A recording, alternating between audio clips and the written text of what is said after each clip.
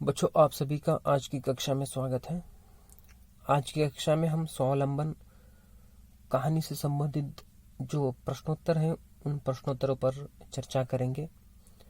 हमने स्वावलंबन कहानी को पढ़ा है और समझा है, जिस तरह से हमारे जीवन में स्वावलंबन होना चाहिए। हर सफलता पाने के व्यक्ति में स्वावलंबन होना चाहिए।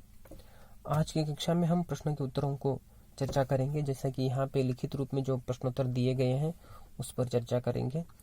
उसमें से प्रश्न 1, स्वावलंबन को संजीवनी बूटी के समान क्यों माना गया है? स्वावलंबन को संजीवनी बूटी के समान क्यों माना गया है?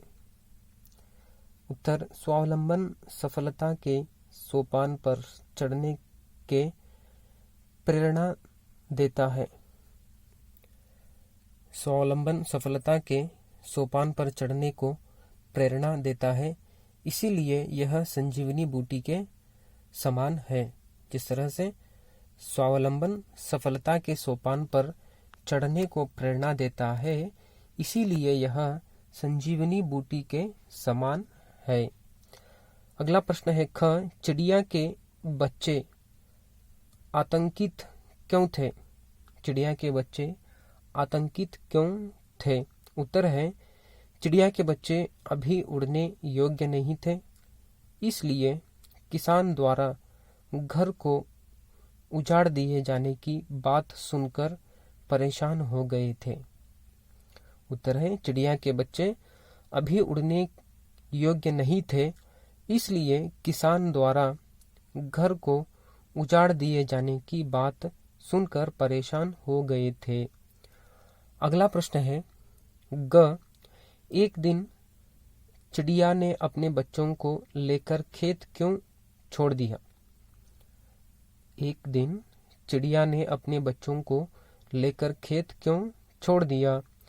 उत्तर है, चिड़िया को मालूम पड़ गया कि अब किसान फसल स्वयं काटेगा और उसका घोंसला नष्ट हो जाएगा, इसलिए चिड़िया बच्चों को लेकर खेत से चली गई।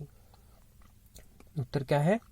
चिड़िया को मालूम पड़ गया कि अब किसान फसल स्वयं काटेगा और उसका घोंसला नष्ट हो जाएगा, इसलिए चिड़िया बच्चों को लेकर खेत से चली गई। अगला प्रश्न है घ, स्वावलंबन को किस प्रकार का अस्त्र बताया गया है? स्वावलंबन को किस प्रकार का अस्त्र बताया गया है? उत्तर है, स्वावलंबन एक ऐसा अस्त्र है जो असफलता रूपी शत्रु का वध कर देता है। स्वावलंबन एक ऐसा अस्त्र है जो असफलता रूपी शत्रु का वध कर देता है। अगला प्रश्न है ङ, कौन सी प्रवृत्ति अपने लिए घातक है और क्यों? कौन सी प्रवृत्ति अपने लिए घातक है और क्यों?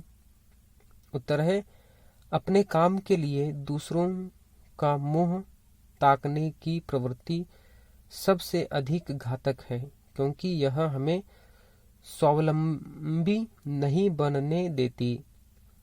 उत्तर है, अपने काम के लिए दूसरों का मुंह ताकने की प्रवृत्ति सबसे अधिक घातक है, क्योंकि यह हमें स्वावलंबी नहीं बनने देती।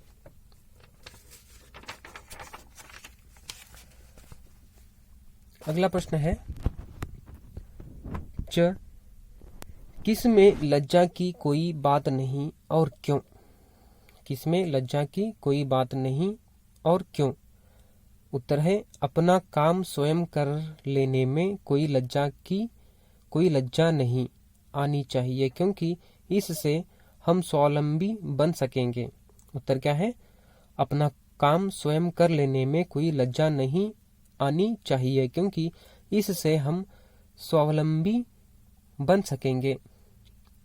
अगला प्रश्न है छ, अपने काम के लिए दूसरों पर निर्भर होने का क्या परिणाम होता है?